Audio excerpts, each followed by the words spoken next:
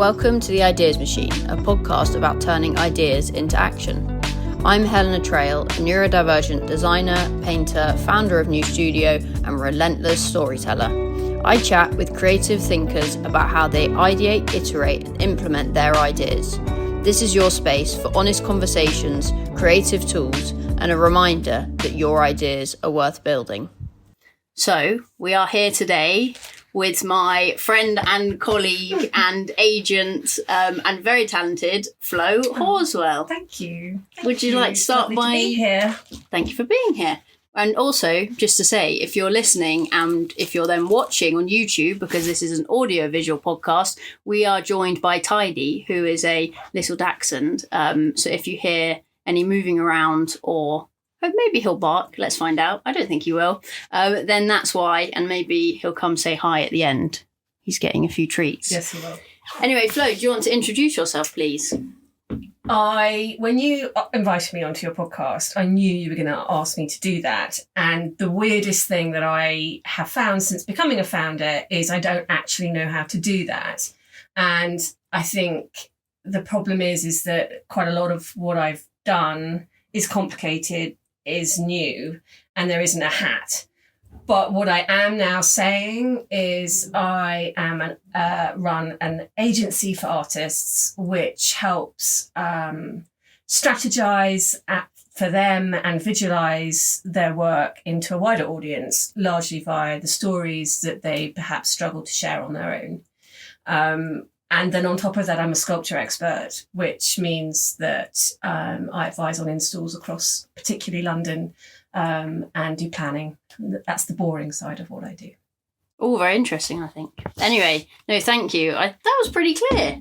I know, but I think when you are a person that does things and you like to do things, when someone then says, well, what do you do? And you say, well, I expose stories, it sounds so sort of wafty and not like a real job sometimes.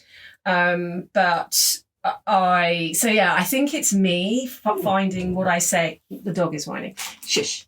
I think it's me finding weirdness in not having a really I'm an accountant or I'm a thing.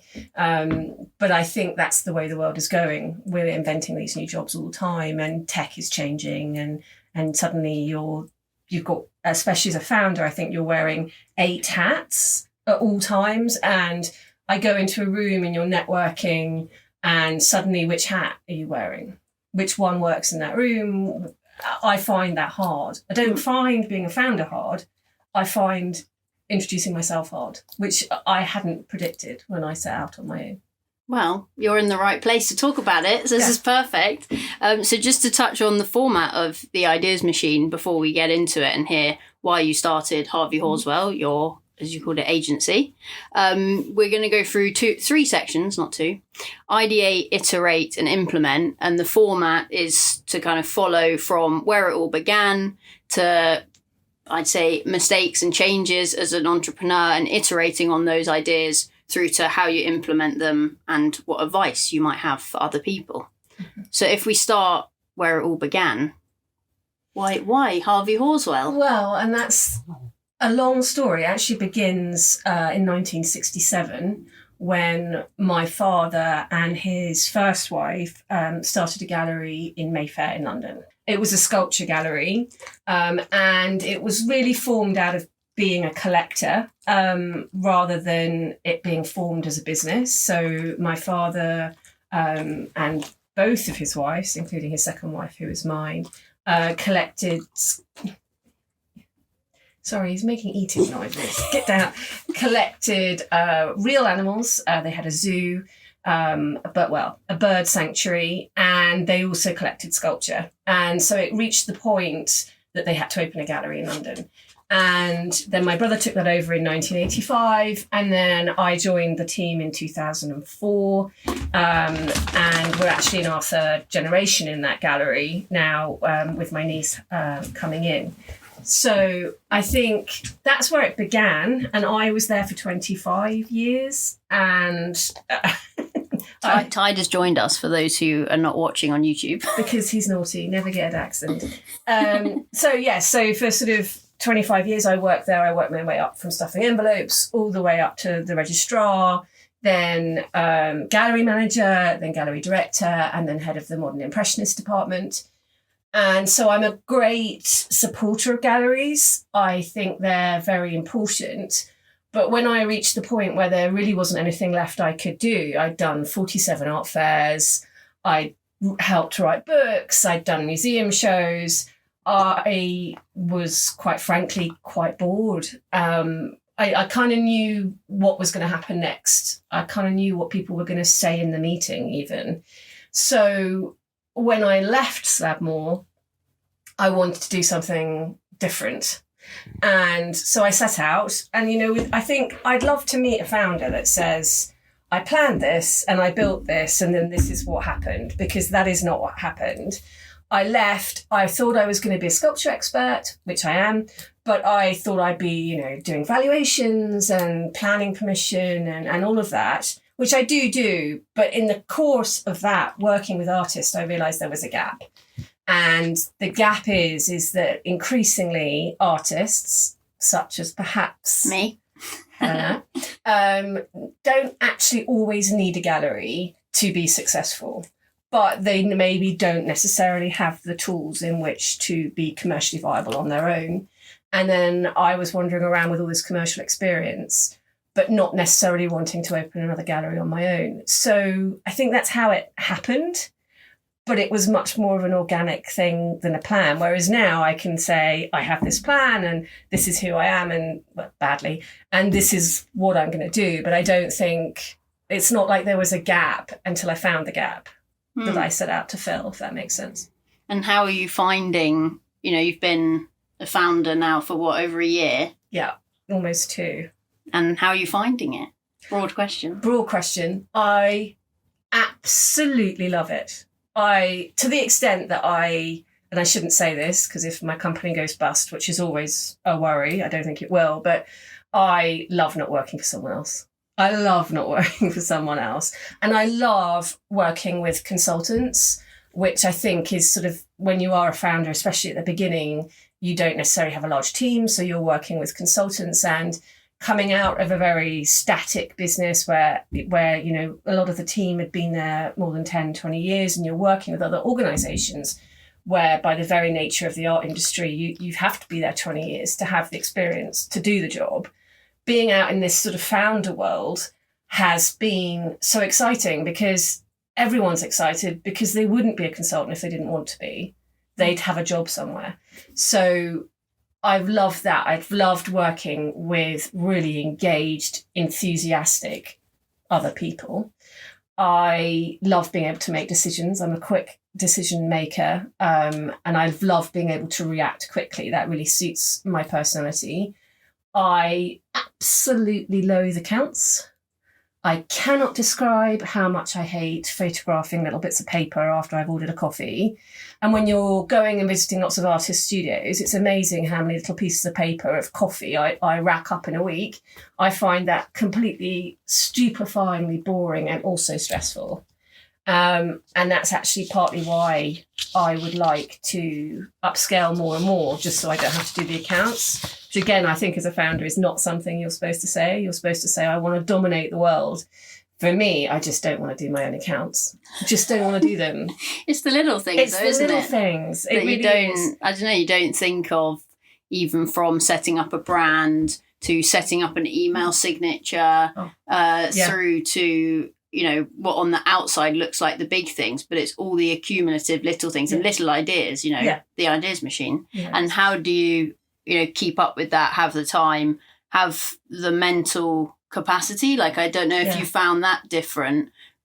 So I've never been employed. I've never worked for anyone else. And I think I'd find that quite difficult. So here I am. And so, in terms of going home at 5, 6 o'clock and closing the laptop, how have you found now that bit that you're running your own business and the ideas are always going? I think Certainly in the last years when I was employed, I was someone that was sort of responsible for coming up with ideas for exhibitions and things like that.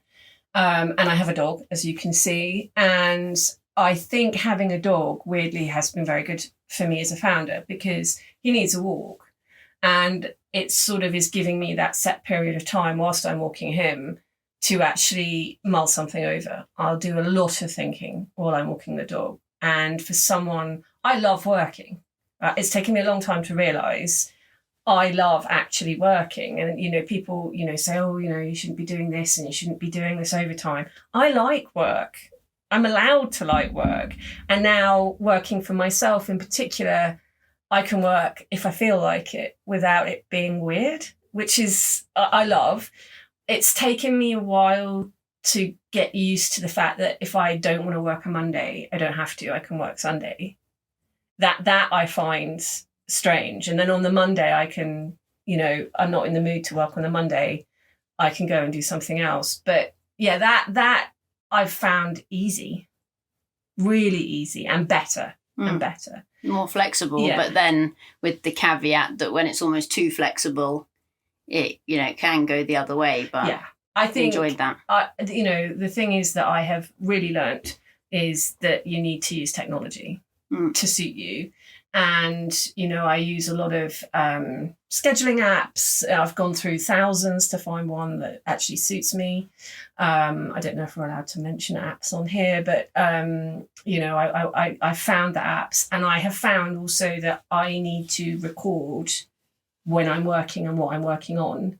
So I have a little clock app and all of my projects, and I record it. And that has actually really helped me stay accountable. I also have to give myself a complete day off once a week.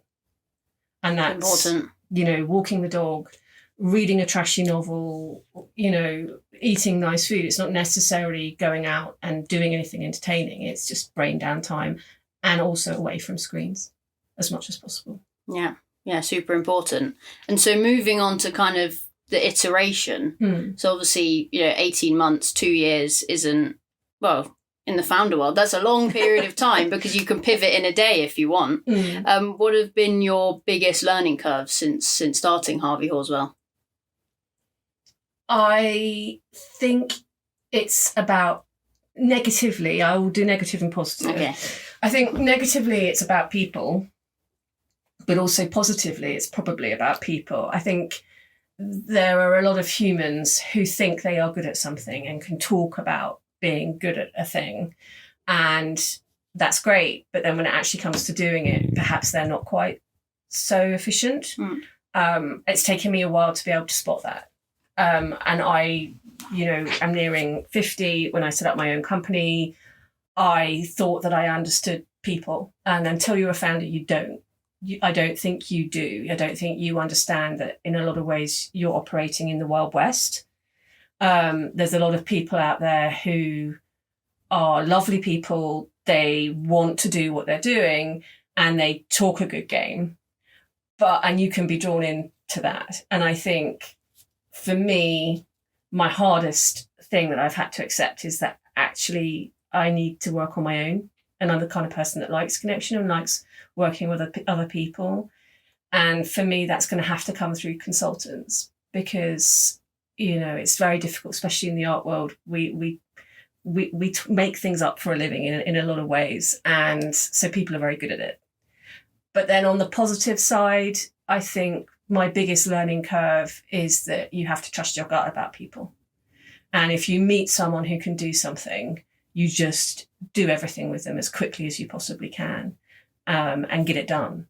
I think you also have to learn not to worry, which is a weird It's thing. worrying.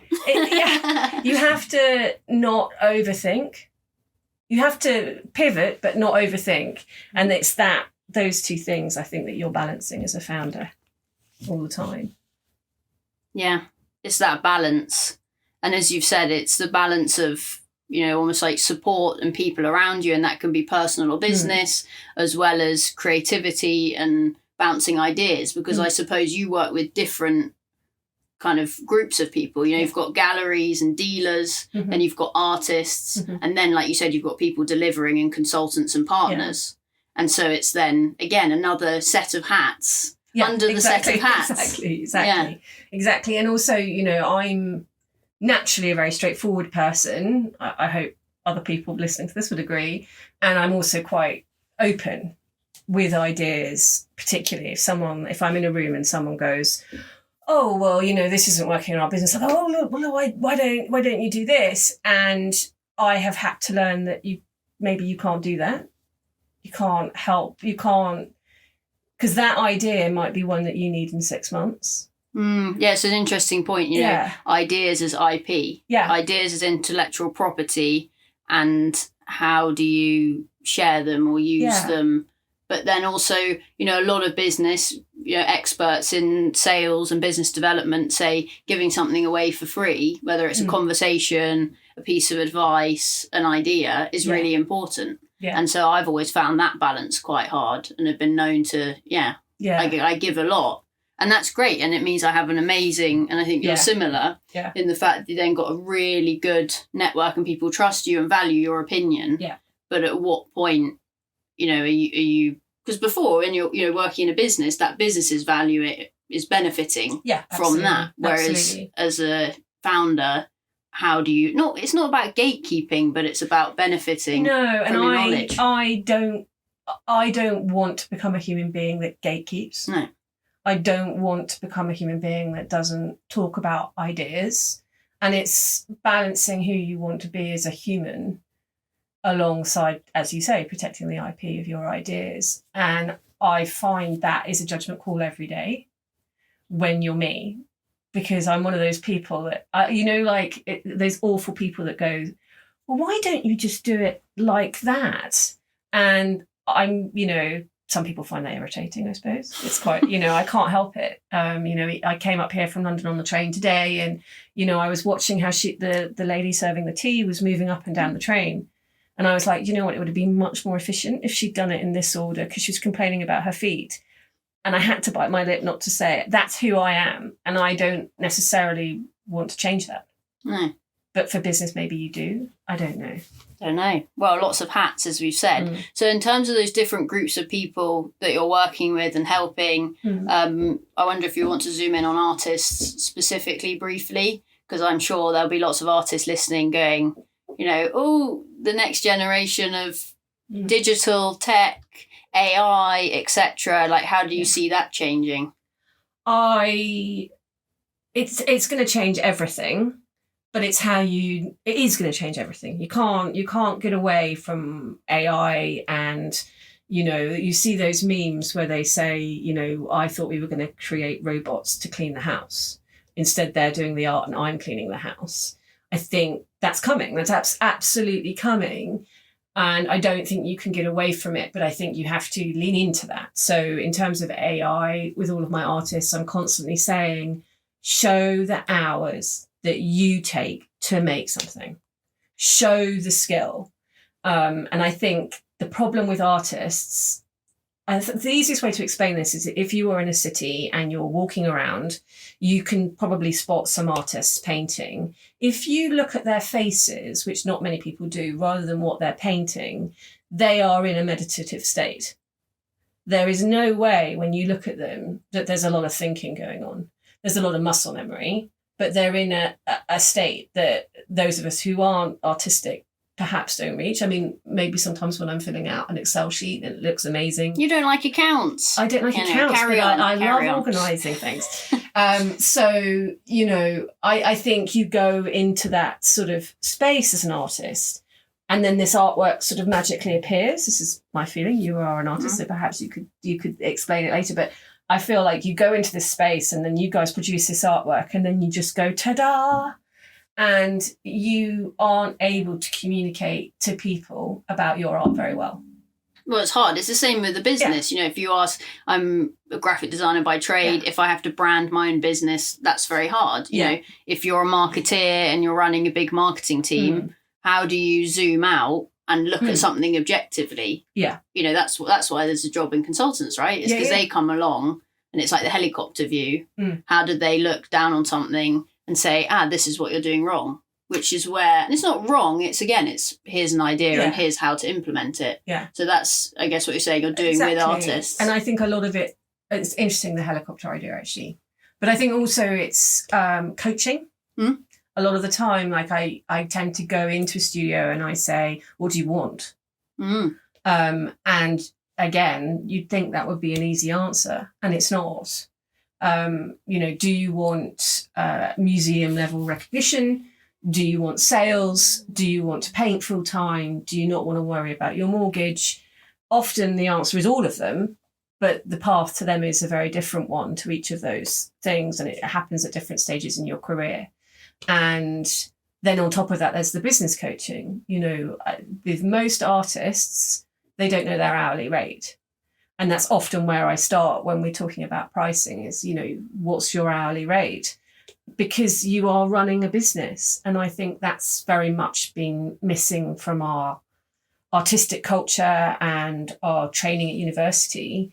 Or higher levels, you're taught to be an artist, but you're not taught how to run a business as an artist. And so a lot of what I do is sort of coaching.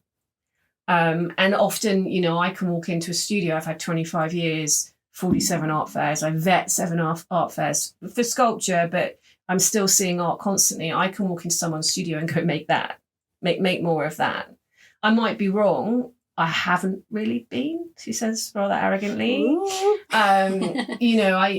And often with artists, they'll be painting sort of 5 different things in the studio, but they just need someone to come in and go, do that, do more of that, be more you, and let's run it as a business. Yeah.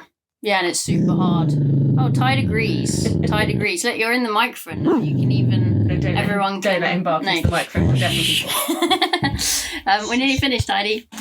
As an artist, it is very personal. And so on another level to, I guess, being an entrepreneur, because I sit, as everyone knows, I wear lots of hats, like you. And it's that, the entrepreneurship is personal, and you need to be able to try and be that helicopter and think objectively and think, what am I doing and how can I improve it? And, how does it work rather than getting stuck in the day to day. And then being an artist, I feel is on almost another level to that you're there, painting a centimetre away from a canvas, for hours and hours and hours. Yeah. And then, to come in and curate it and decide. And I think that's the thing. That coaching point is really important, because I don't have a gallery, and a gallery might come in and say, right, here's 100 paintings from the year. Yeah. Here, I'll take those 10 or whatever it might be. Whereas your, I guess, business model and being the agent piece and the agency can be halfway through painting. I can say, what do you think? And so I love that. For me, as a businesswoman as well, that coaching point is when I'm in artist freak out, let's call it, and go, Flo, what do you think of this? A lot of, and you can say halfway through, oh no, don't spend any more time on that. Yeah. Or maybe, or carry on. And it's the fine line of not, like ideas with any creative, is you have to pursue an idea to get to the end. But at the same time, sometimes an idea isn't worth pursuing, but it's where's that line? Yeah. And I think also with artists, maybe with founders, it's when to stop. 100%. Which particularly painters struggle with. I think sculptors, they struggle with it, but at the same time, you're making a form. If you go too far, the leg's going to fall off. I mean, I'm generalising here, but with a painter, you'll play on, especially an oil painter, you're applying layers. And at what layer do you stop? I've noticed that is hard. It's very hard to say that. And I think, you mentioned the galleries coming in. I mean, I think traditionally, galleries are a relatively new invention, which people don't realise. My original specialism period was the 19th century. You weren't buying art from a gallery then. You were buying it either direct from the artist or direct from a foundry, if you were a sculptor, from a catalogue. Some of those catalogues didn't even have the artist's name in. I think this idea of this superpower as a gallery, and that they're the only route, is a modern invention. And I think that is changing in the art world now. I think the internet and tech, again, has enabled artists to not need a gallery. And I think the combination of COVID and lowering footfall in cities means that you don't necessarily need a permanent exhibition space. And to be fair to the galleries, they are now under so much regulatory pressure. They need a whole employee now just to do money laundering, all of those regulations. They now are struggling to come out and give the artist the coaching but that they need. They're struggling to do that whilst actually running what's effectively a retail business in a city where it's got to stay open. You've got to be open. So I think this whole ecosystem is changing, and maybe it's going to go back where, Rodin, you went to his studio to buy direct from him and he had 200 people working for him. Wow. Maybe that's what's happening. Maybe, everyone is going to end up, and increasingly artists are ending up having their own teams. So a final point on, I guess this moves into implementation, is then how, as a creative, whether it's a painter, sculptor, could be anything really, but within your sector, is you've made the thing. Yeah. How do you then sell it, monetize it, and like you've said, being an artist is a business. Yeah. So how are you then from that coaching supporting with the next bit? I think in two ways. If an artist is signed up with my agency in terms of, they're one of our represented artists, then obviously we are contacting clients and we are updating clients. But the way that we do it that perhaps is different than the current model is we're actually giving a personal update on the artist. So we'll share studio information, we'll share where your shows are, we'll share a video of you talking about how you make something, opening a door to the clients to be able to deal direct with you. And then we then oversee the processes of the invoicing, the shipping, which then makes it easier for the client. So, because it's daunting as a client wanting to buy from an independent artist. I don't want to say you're all nuts, but you just did. I just did. And you're nuts because you are obsessed with creating a thing. And you have to have that obsession. You have to. But as a client, you come in and you want to talk about shipping and framing in a box. And every conversation the artist will drag it back. They can't help it. The type of paint we might use. Yes. And geeky about the pigment. Yeah. And the client wants to know that, but they also want to know that their money is in safe hands, that the painting's going to arrive. How's it going to arrive? Is it in a crate? And to a certain extent, the artist doesn't, like me, not wanting to do accounts. I think it's the same. I think as an artist, you want to be painting the next painting. You want to be buying your sap green or whatever your favourite colour is. Good memory. I like that colour. That's what you want to be doing. So, and the client, I think, feels a bit more reassured that someone's there sort of checking the process. Because in their heads, they're buying from a magical creative who can't possibly pack things in a crate. Whereas in my head, I know that a lot of artists, they stand there and they watch that thing being packed into the crate, because until it leaves the studio in the crate, it's theirs. It's their baby. But the moment it leaves, they stop thinking about it. And that's kind of where I step in to make sure it gets the whole way there. So, yeah, I think that's one side of the business. And then, of course, the other side of things that I'm doing is that I suddenly realised I have these independent artists. They are getting advice and everything else, but you do still need an exhibition space. You do still need a space in which people can come.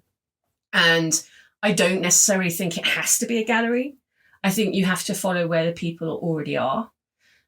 So, last year I did a sculpture walk at the Treasure House Art Fair, and with this very, very famous resident artist painting. I blush. Painting all of the sculptures, and a podcast and all of that. And I think that is important. Hopefully later on in this year, I have 3 projects that are about to be announced. One today. One's in a foundry, one is at an art fair, one is completely private that no one will probably hear about, but for a completely exclusive guest list for an artist event. And then, possibly in a sports ground, because people are already going there. And when you do a collaborative event with artists where you aren't gatekeeping the clients from them, suddenly everyone wants to work together and promote and get people through the door. Whereas if you're a gallery, you're gatekeeping your clients because that's what you're providing to your artists. That's your job. Whereas it's been a very big mind shift for me to go, hang on, you've got these 10 people, they're on Instagram, they're on social media, they're this and that. They can promote their own events. And I think the galleries are missing the trick by gatekeeping these events. Actually, we need to all work together in this climate and we need to promote it together. And closing doors just doesn't work anymore. Gatekeeping just doesn't work when you're dealing with the general public. Well, that brings me on to my kind of final question, which is then around that implementation and the tech. And, you've kind of touched on it, but you're obviously using marketing, sales tools and various different things, newsletters, lists, CRMs, all of that to do that, because it's then not just a door opening of a gallery or of an event. There's a multi-layer digital almost activation. Absolutely. So what are your favourite tools? I think my favourite tool is the fact that I couldn't have done this 5 years ago. The tech wasn't there. I think that you know what, for a founder or for anyone, you can't sell a thing if you haven't done it yourself. And I think for me, I learned how to build a website. I learned how to build my website. And mostly that is one of the things to upscale that I'm going to have to outsource. But how do you talk to an artist about their own design and what they want on their website if you can't explain what a carousel is? And why would an artist know what that tech is? So, Squarespace obviously is big fan. I think I always loved Trello. I implemented it into the gallery that I worked at.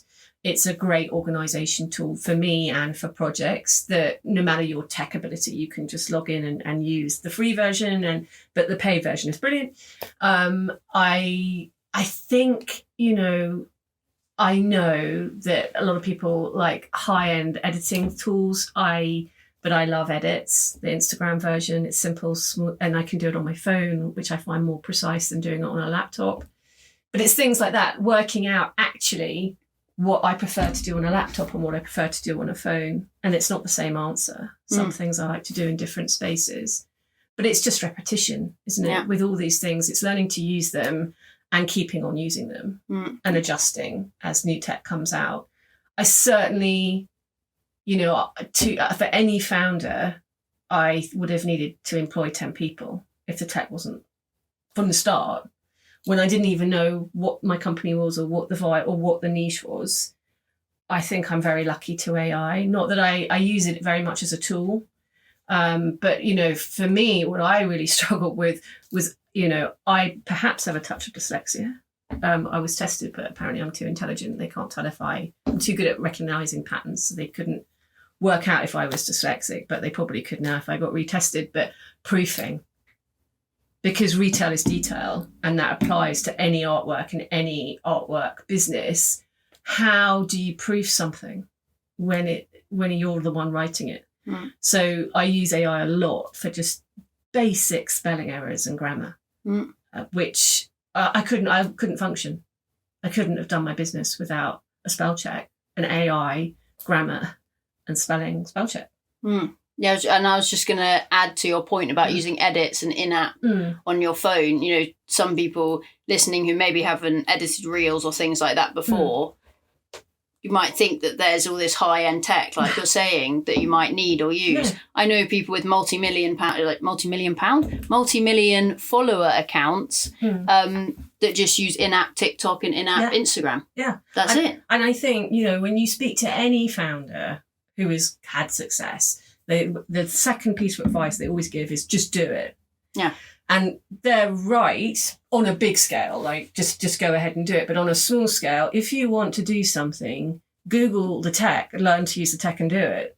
it's possible now. It's possible now, no matter what your age, that there is a tech, there's someone making a tech, and you can just literally Google how to use it or AI how to use it and learn. And then, suddenly everything opens up. Yeah, super exciting. Yeah.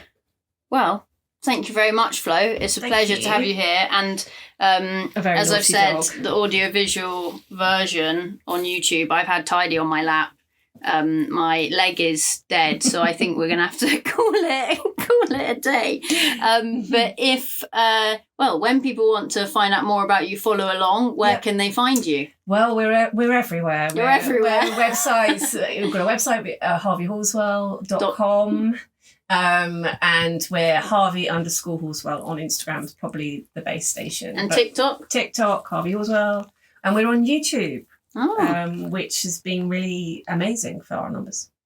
Good bit of shorts that's coming in. Good bit of shorts. And of course the Sculpture Walk podcast, which New Studio actually helped me produce.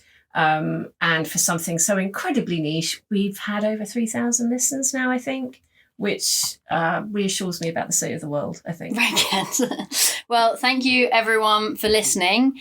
Please do subscribe, and if you're listening on Spotify, it's also on YouTube, but also on Substack. So you can find us at theideasmachine.substack.com. And if you want to share your own ideas, then please use the hashtag #theideasmachine. Heidi, do you agree? You can woof now. Oh no! You're going to woof? Are you going to sit? There we go. Completely silent. Bye. Bye.